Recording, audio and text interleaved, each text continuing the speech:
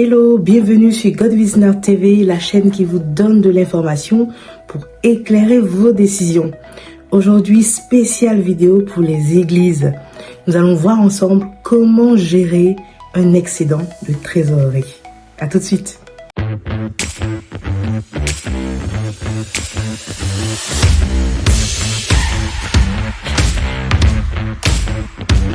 L'église est bénie, vous avez un excédent de trésorerie et le premier réflexe, c'est de vouloir le placer naturellement pour que celui-ci puisse rapporter de l'intérêt à l'avantage de l'association. Nous allons voir ensemble comment sécuriser cette démarche. Tout d'abord, voici quelques conditions à respecter pour sécuriser la démarche. Premièrement, il faudrait que ce placement ne soit pas excessif ou disproportionné par rapport à la trésorerie disponible pour l'église. Il est bien également de pouvoir définir un projet spécifique qui justifie ce placement. Par exemple, si l'église décide de constituer une réserve de trésorerie pour un projet de construction ou un autre projet en particulier, c'est très bien.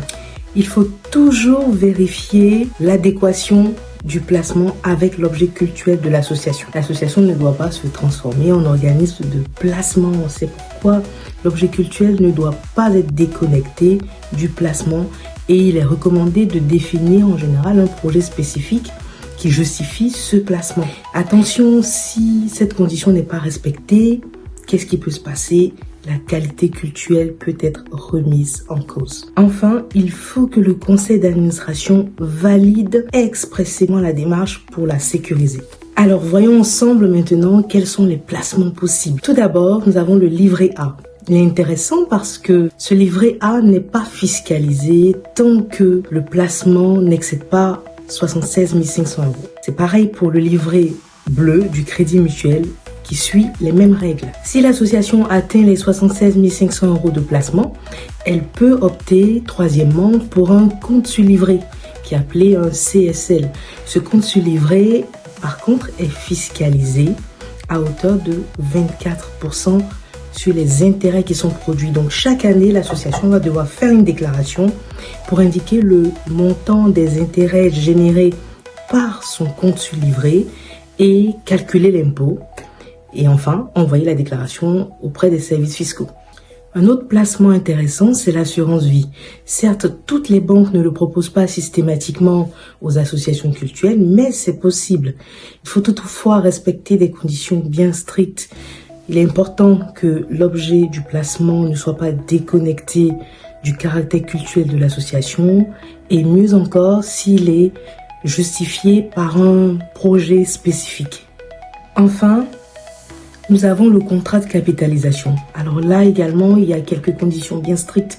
Il faut que le contrat soit absolument en euros. Il faut que les fonds soient rapidement mobilisables pour l'activité cultuelle. Il ne faut pas qu'ils soient bloqués. Il faut que l'association puisse en disposer librement s'il y a besoin. Et bien entendu, il faut à chaque fois qu'il soit justifié par l'objet cultuel de l'association. Attention au contrat de capitalisation, il est peu conseillé en pratique parce que c'est avant tout un outil de gestion patrimoniale et l'association cultuelle doit veiller dans chaque décision à préserver son caractère strictement cultuel. Voilà, vous avez quelques cartes en main pour gérer efficacement votre excédent de trésorerie. Moi, je vous dis à très bientôt. Je vous souhaite de beaux projets fructueux pour votre église et que Dieu vous bénisse.